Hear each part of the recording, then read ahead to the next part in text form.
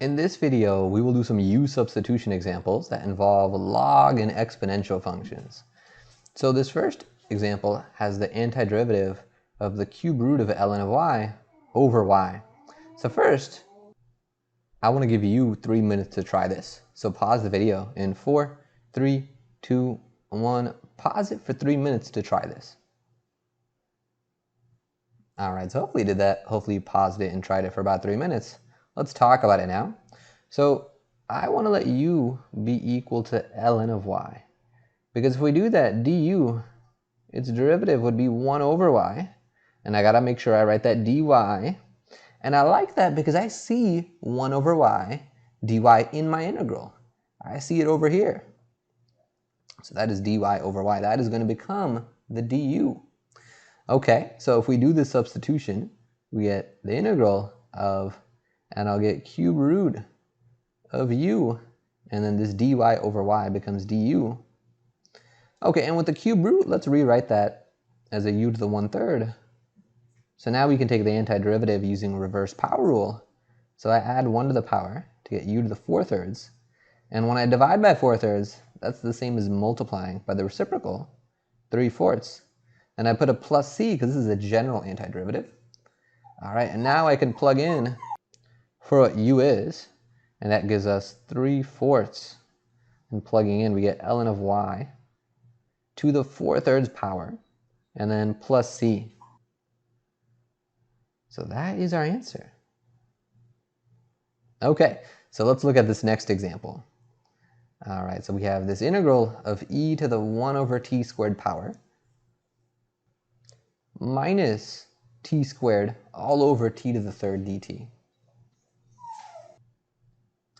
Okay, so with this one, I notice that if I were to split this fraction up into e to the 1 over t squared over t to the 3rd and minus t squared over t to the 3rd dt, that this second fraction is something that we know how to do. I can simplify it and it'll become easy to do.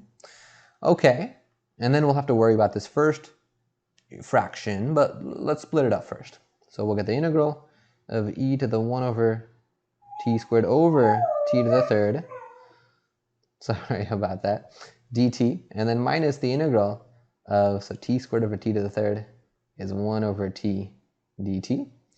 All right, and this second integral, like I mentioned, this one's easy. We know how to handle it. This one's just going to be ln of the absolute value of t. Okay, and then because we initially just had this one integral, I'm going to hold off on writing my plus c until the very end. All right, so now let's talk about this first integral. So for this first integral, I'm going to do a u sub. If we let u be the exponent, the 1 over t squared, I notice that du is going to be really nice because this is t to the negative 2. Well, let's write that better. This is t to the negative 2. Then du, its derivative, would be negative 2 t to the negative 3. I gotta make sure I write that dt. So I can rewrite this. This is negative 2 over t to the 3rd dt. And I like this because I see this function in my integral just off by a constant multiple. It's just off by this negative 2. And that's a tip off that u substitution is going to be helpful. Okay, so now let's isolate the dt in this equation.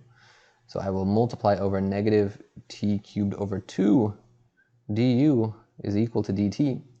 So now we'll sub into this integral. So it'll give us the integral of e to the u on top.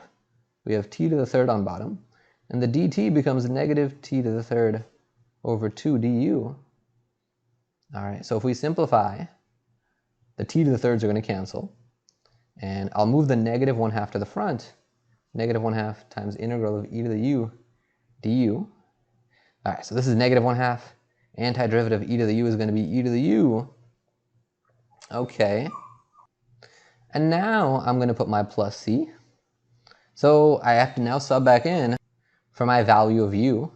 So that'll give us negative 1/2 e to the, and u is 1 over t squared. So we get 1 over t squared there, and then plus c. So thus, putting this together overall, we get, let's see, our first integral became that -1/2 e to the 1 over t squared. And the second integral, well, we had this minus sign, so we'll have minus ln absolute value of t. And now I'll put that plus c, and that is our answer.